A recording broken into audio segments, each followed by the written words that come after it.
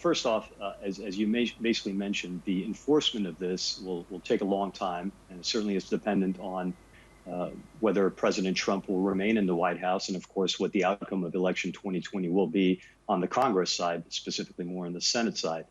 But in terms of where it's going to drastically change, not really, because remember that both of these platforms generate the revenues from advertising, and you need to basically make sure that you have not necessarily proper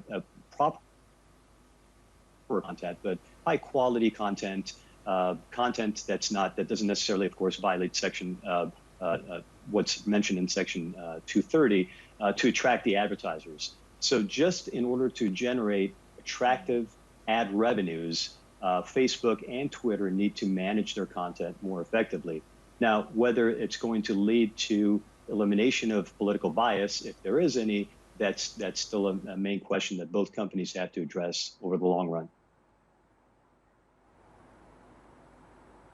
Ali, as we try to assess the impact on these social media companies, I'm trying to figure out what the president is trying to achieve here, because really by calling for this review of the 230 law, you're in effect asking the social media companies to do more censorship, aren't you? And he started out in this process by saying that they shouldn't be censoring me. Actually, I completely agree with you. That's basically what it may lead to, is that, you know, when you eliminate that protection of liability that Section 230 actually provides for these platforms, then their content management and so forth becomes more stringent. They become more restrictive in what type of content they will allow.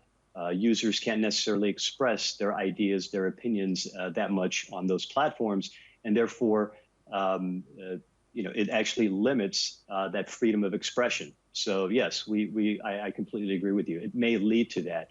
Now, however, let's keep in mind though that it's not necessarily the president that can actually change Section 230.